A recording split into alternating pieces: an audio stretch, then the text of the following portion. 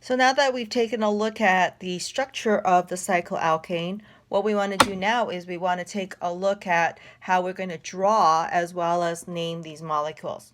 And so if we were to take a look at the representation of our 6-carbon chain, we would have this in this big long line. And so what we would write is we would be writing hexane right over here. Now over to the right of this molecule, you notice that I have my 6 carbons. And so again, this will be a hexane, but rather than saying that it is a hexane to indicate that it's in a circular structure, we will now say that this is cyclohexane right over here. Now, just as we mentioned before, it is quite awkward to try to draw all of these H's that are around, and you can see it can become quite cumbersome. So another way of representing the cyclohexane is we just get rid of all the H's, and then all we do is we just draw a line diagram. And so in this case over here, the line diagram is going to look as such. And so if I was to draw this in a hexagonal shape, this would be the same representation as this molecule over here, and this would also be named as a cyclohexane. Now, when we want to now move on to taking a look at naming, we want to first of all take a look at what we would do if we were to have one alkyl attached to it. And so in this case, I'm going to use, again, the cyclohexane right over here.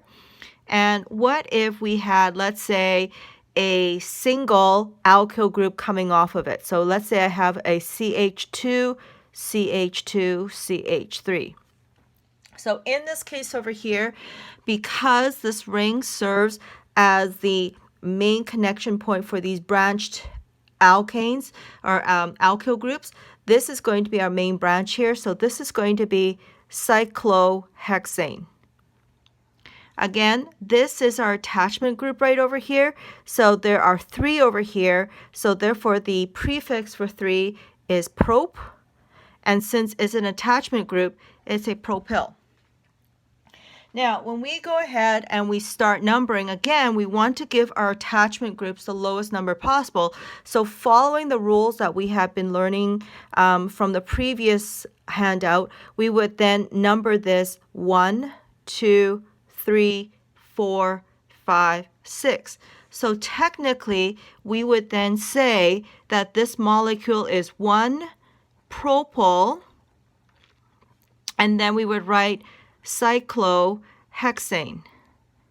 But because there's only a single group and it is understood that it is on this first carbon over here, it is actually okay to just write propyl cyclohexane. And in this case, the 1 is optional. So we don't have to do that.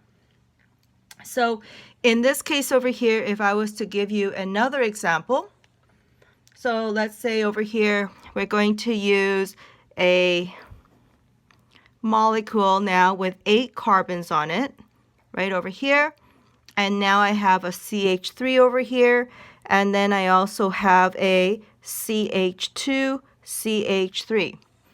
So if we were to take a look at this molecule, the central or the main carbon chain is right here. And since there are 8 carbons, this will be a cyclooctane.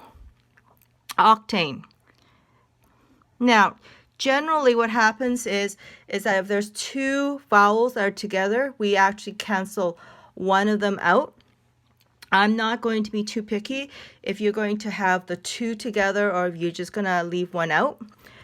So now the second thing here is we have our alkyl group. So this here is going to be methyl, and this one over here is going to be ethyl. Now, if we were to number this, how are we going to do that? And so we're going to, again, follow the same rule that was established when we had more than one alkyl group, in that the heavier one gets priority. And so in this case over here, this ethyl group is going to have the priority of 1, and then we're going to be numbering it accordingly. Now, the problem with a circular molecule is that we can actually go one or the other direction. So we have 1, 2, 3, 4, 5, 6, 7, 8. And that would be in our counterclockwise. Or we can go 1, 2, 3, 4, 5, 6, 7, 8. And we can go in the clockwise direction.